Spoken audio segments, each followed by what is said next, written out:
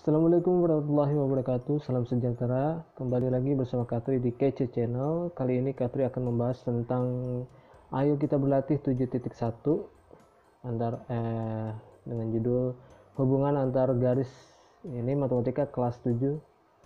Soal kakak ambil dari buku paket halaman 117 sampai 120.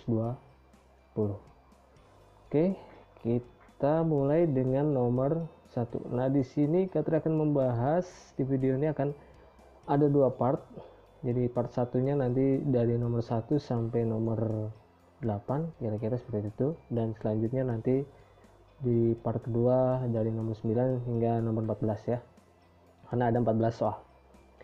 Oke, kita coba dari soal nomor 1 ya. Soalnya seperti ini. Bagaimana keberadaan titik dengan garis, titik dengan bidang, dan garis dengan bidang? Yang perlu adik-adik ketahui, yang namanya garis itu terbentuk dari minimal 2 titik. Minimal 2 titik. Ya, kalau dihubungkan itu nanti menjadi sebuah garis. Nah, ini ya, garis lurus seperti itu. Kemudian ada bidang. Nah, kalau bidang itu dia terdiri dari beberapa titik, kumpulan titik ya. Jadi kalau titik, nah ini ada berapa, misal ada 4 garis.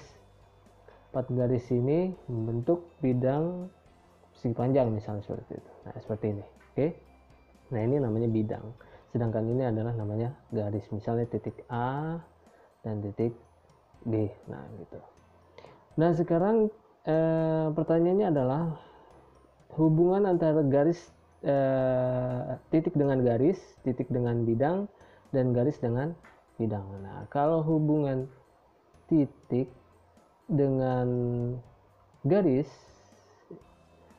ini ada 2 ya. Jadi misalkan ini ada garis AB, kemudian kalau titik C kasih titik C di sini, nah berarti titik C ini terhadap garis adalah berarti si C itu ada di titik pada garis. Nah, seperti itu. Jadi hubungan titik dengan garis pertama adalah titik pada garis. Dan yang kedua, misalkan saya buat di sini ada D. Nah, berarti ini adalah titik dengan titik di luar garis. Jadi ada 2 kemungkinan, yaitu titik pada garis dan titik di luar garis. Oke, seperti itu. Nah, contohnya ini C dan D. D ada di luar dan C ada di pada garis, gitu, seperti itu. Nah, sedangkan bagaimana titik dengan bidang? Nah, titik dengan bidang ini juga dibagi 2. Misalkan saya buat sini, ini ada titik P misal. Nah, ada di bidang misalkan KLMN misal. Nah, ini berarti titik pada bidang itu ada 2 titik pada bidang, gitu ya. Nah, ada 2, berarti titik pada bidang yang kedua adalah titik di luar bidang. Nah, contohnya misal kalau Q misal di sini di luar daripada bidang. Oke, itu titik dengan bidang. Dan bagaimana kalau garis dengan bidang? Nah, kalau garis dengan bidang ini ada 3 ya. Saya tulis sini deh. Garis dengan bidang. Oke. Garis dengan bidang ada 3, yaitu garis pada bidang,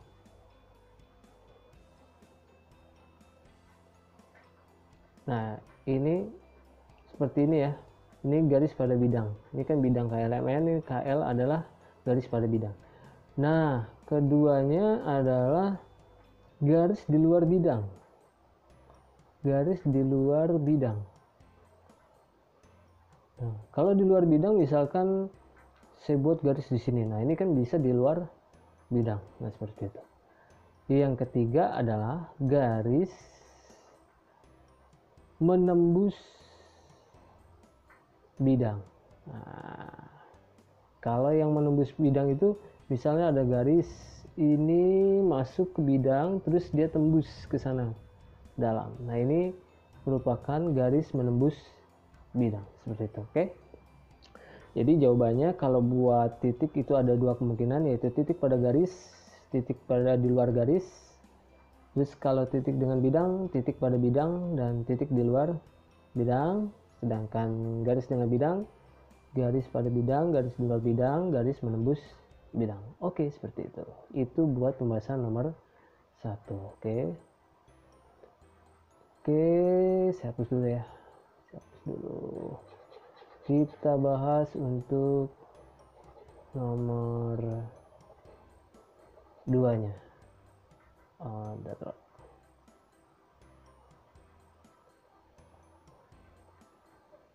Nah,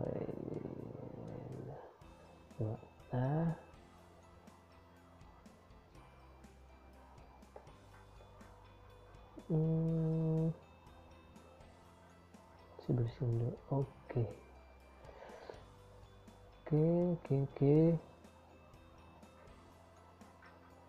Ya, kita lanjut ke nomor 2. Kita baca soalnya seperti ini. Sebuah garis dan bidang tidak terletak pada bidang yang sama dan tidak berpotongan, maka irisan keduanya menghasilkan A sebuah titik, C tak hingga A sebuah titik, B dua titik, C tak hingga, D himpunan kosong. Oh, ini jadi pilihan ya, ada pilihannya. Apakah menghasilkan sebuah titik, ataukah dua titik, atau C tak hingga titik, dan D himpunan kosong. Jadi adik-adik, kalau kita perhatikan garis dan bidang tidak terletak pada bidang yang sama, artinya ada dua kemungkinan. Yang pertama adalah garis sejajar bidang. Contoh misalnya ini saya buat ada bidang misalnya bidangnya seperti ini, kemudian saya buat garis sini. Ini berarti garis sejajar bidang misalnya. Nah, garis sejajar bidang ini berarti dia membentuk himpunan kosong. Nah, terus garis berpotongan dengan bidang. Kalau garis berpotongan dengan bidang, nih, berarti ada satu titik. Nah, pernyataan berikutnya mengatakan bahwa garis tidak berpotongan dengan bidang, artinya garis sejajar kan? Kalau garis sejajar berarti dia tidak memiliki titik potong. Karena kalau sejajar itu tidak ada titik potong dari bidang dan garis. Nah, jadi jawabannya adalah himpunan kosong. Iya. Jadi buat nomor 2 jawabannya adalah himpunan kosong. Dikarenakan kemungkinan adalah garis sejajar bidang. Karena dalam soal dikatakan bahwa garis itu tidak terletak pada bidang. Nah, jadi kita ambil garisnya seperti ini atau seperti ini, tetapi ternyata letaknya juga tidak berpotongan, ya, tidak berpotongan dengan bidang. Artinya dia sejajar sehingga menyatakan bahwa himpunan kosong. Nah, itu seperti itu. Itulah nomor 2. Oke, kita lanjut. Nah, saya hapus dulu.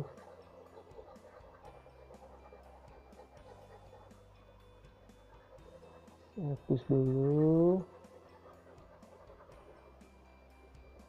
Saya terlalu kecil.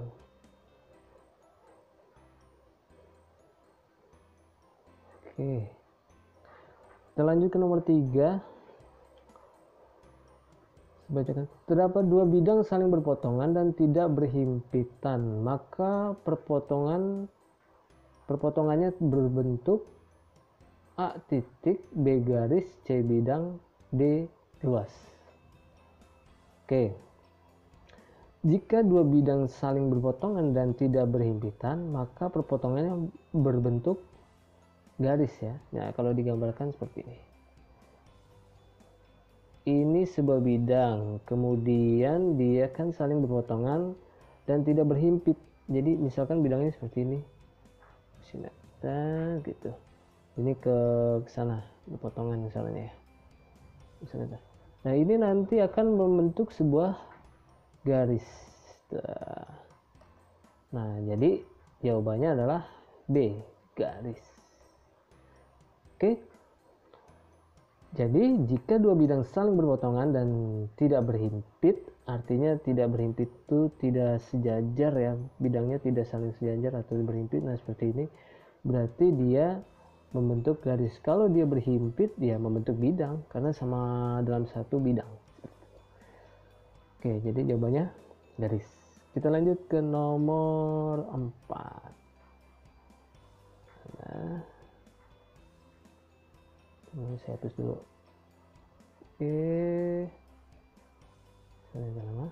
Oke. Perhatikan gambar berikut. Ini nomor 4 ya. Untuk yang A, kita bahas yang A dulu. Diketahui gambar A adalah garis AB, jelaskan apakah titik C terletak pada garis AB. Nah, kalau diperhatikan, kita gambar. Ini ada titik A dan ada titik B, kemudian ada titik C di sini. Nah, pertanyaan adalah garis AB, jelaskan apa titik C terletak pada garis AB. Nah, kalau dilihat C ini melewati garis AB, jadi C terletak pada AB. Karena C terletak pada ruas atau segmen garis AB. Ini segmen garis AB. Nah, itu seperti itu ya. Jadi C terletak pada AB. Alasannya karena C dilalui garis atau ruas garis AB. Oke, seperti itu. Selanjutnya kita lanjut yang B. Untuk yang B, diketahui gambar adalah segmen garis PQ. Jelaskan apakah titik R terletak pada segmen garis PQ. Jelaskan juga apakah titik S terletak pada segmen garis PQ. Nah, itu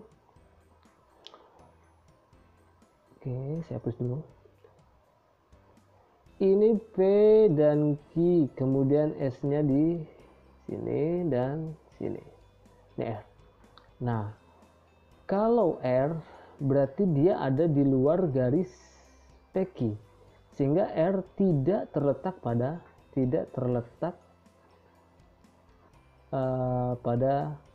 PQ. Sedangkan S dilalui oleh PQ, berarti S terletak pada PQ. Oke, itu jawabannya. Jadi R tidak terletak pada PQ karena di luar garis segmen PQ. Sedangkan S terletak pada PQ karena S terletak pada ruas PQ atau dilalui garis PQ. Seperti itu ya. Oke, selanjutnya kita bahas yang C.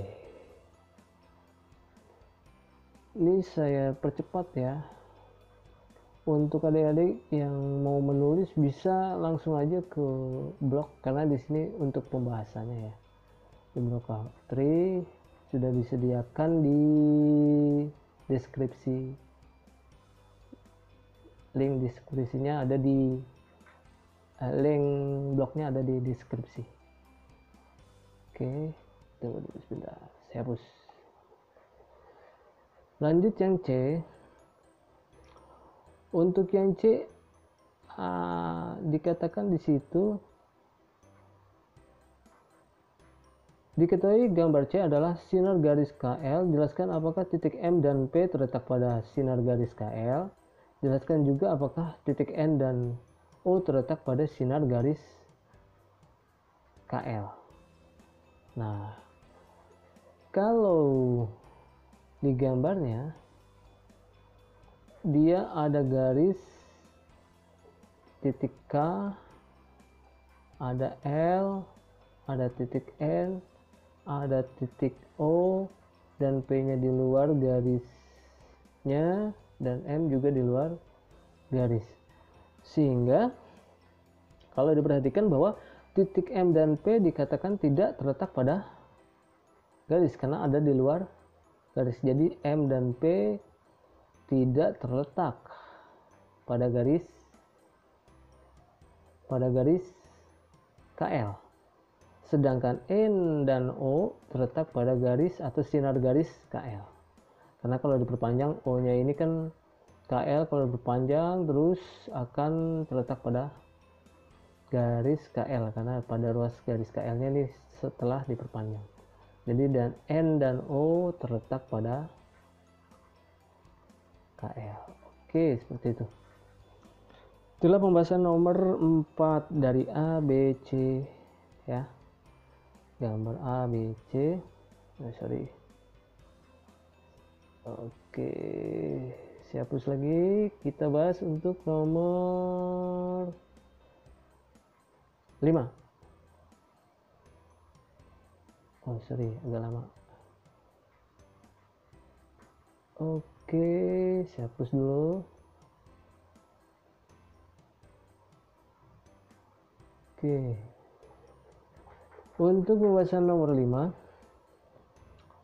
Bagaimana menurut pendapat kalian? Apakah boleh kita mengatakan pertama adalah garis adalah kumpulan titik-titik, B bidang adalah kumpulan titik-titik, C bidang adalah kumpulan garis-garis, dan D ruang adalah kumpulan garis-garis. Nah, tadi saya sudah jelaskan di nomor 1 ya.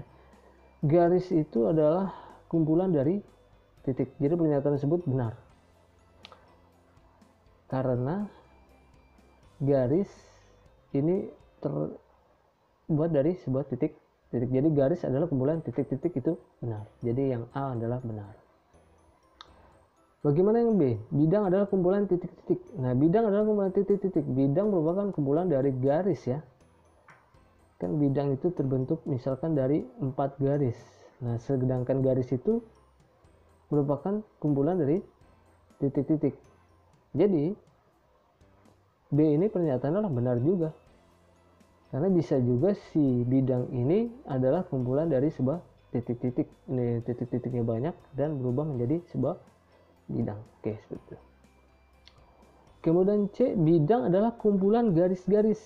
Nah, bidang adalah kumpulan garis-garis ya, ini tadi pernyataan ini benar. Jadi kalau dibuat itu nanti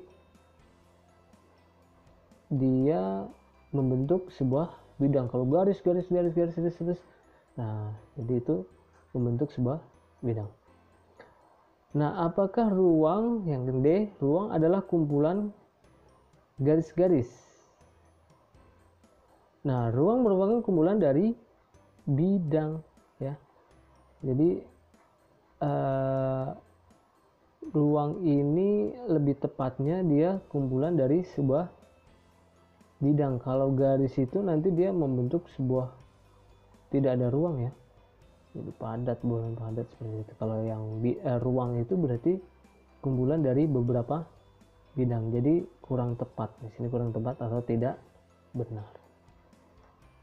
Oke, itulah jawaban antara nomor 5 A, B, C, dan D.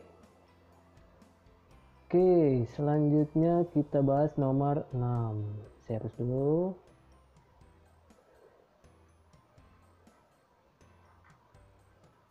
Yaps. Kita nomor 6, kita lanjut nomor 6. Saya bacakan soalnya. Pernyataan yang salah dari pendapat berikut adalah A. Dua garis sejajar tidak mempunyai titik potong. B. Garis L sejajar dengan alfa apabila garis-garis yang terletak pada bidang alfa tidak berpotongan dengan garis L. C. Garis L tegak lurus bidang alfa apabila garis L tegak lurus garis-garis yang terletak pada bidang alfa. Oke, yang kita bahas yang A. Dua garis sejajar tidak mempunyai titik potong. Nah, ini pernyataan ini ada dua garis sejajar tidak memiliki titik potong. Ini pernyataan adalah benar. Karena kalau diperpanjang terus dia tidak akan ketemu titik potongnya. Itulah dua garis yang saling sejajar. Oke, A benar. Bagaimana yang B? Garis L sejajar bidang alfa. Jadi nanti ada bidang. Terus ini garis sejajar dengan bidang. apabila garis-garis terletak pada bidang alfa tidak berpotongan dengan garis L. Garis L sejajar bidang alfa. Jadi ini garis L nya, ini misalnya ini bidang alfa A. Apabila garis-garis yang terletak pada bidang alfa tidak berpotongan garis L. Nah, ini pernyataan benar. Misalnya sini tidak berpotongan ya. Sudah sejajar nih. Nah, dan ini kan di luar gitu ya. Ini tidak berpotongan. Jadi benar. Bagaimana yang C? Garis L tegak lurus bidang alfa. Oke, yang C. Yang C, garis L tegak lurus bidang alfa apabila garis L tegak lurus garis-garis yang terletak pada bidang alfa. Nah, ini pernyataan ini juga benar. Jadi kalau ini ada bidang, kemudian ada garis tegak lurus seperti itu terhadap bidang, maka garis tegak lurus ini akan tegak lurus juga dengan garis-garis yang ada pada bidang. Jadi yang C juga benar. Oke, seperti itu. Itulah pembahasan nomor 6. Kita lanjut ke nomor 7. Saya percepat pembahasannya. Untuk mencatatnya tidak perlu dicatat dari video ini karena ini pembahasan. Kalian bisa kunjungi di blog yang ada di deskripsi video ini. Oke. Kita lanjut di soal nomor 7. Perhatikan gambar berikut. Nah, gambarnya ada sebuah garis, ruas garis. Yang di situ ada titik A, B, dan C. Banyak ruas garis berbeda dari gambar di atas adalah, terbentuknya jadi dari titik A, B, C ini ada beberapa garis ya. Nah, di sini ada garis AB kita buat, misalnya ruas garis AB. Nah, ini bisa. Kita buat juga ruas garis AC, ini bisa. Kita buat juga ruas garis BC. Jadi yang terbentuk adalah 3 buah garis. Jadi dari 3 titik ini dapat kita bentuk 3 buah garis, ruas garis, segmen garis, yaitu AB, BC, bisa, atau AC, bisa seperti itu ya. Oke, jadi jawabannya 3. Oke, kita lanjut di nomor 8. Nah, ini nomor terakhir di part 1 ini ya, pembahasan dari uji ayo kita berlatih 7.1. Oke. Lanjut di nomor 8, dia ada gambar. Pertanyaannya adalah sebutkan pasangan garis mana sajakah yang saling sejajar, berpotongan, atau bersilangan. Jadi gambarnya, saya buat gambarnya, misalnya itu. Iya,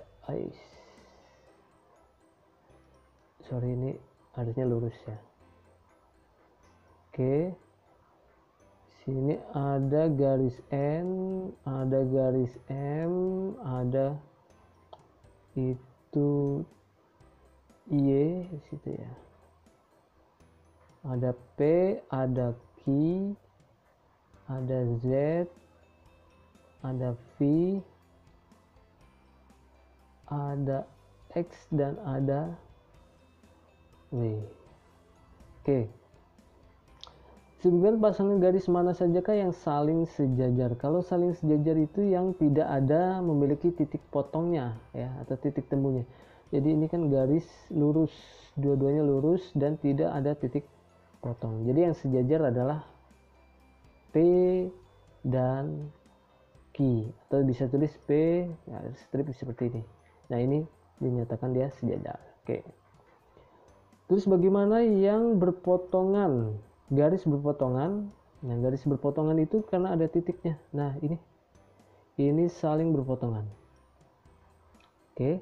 Garis M dan garis N. Nah, M dan N merupakan garis yang berpotongan. Oke. Selanjutnya garis yang bersilangan. garis bersilangan ini berarti dia tidak ada titik potong dan tidak sejajar, seperti itu. Tidak ada titik potong dan tidak sejajar.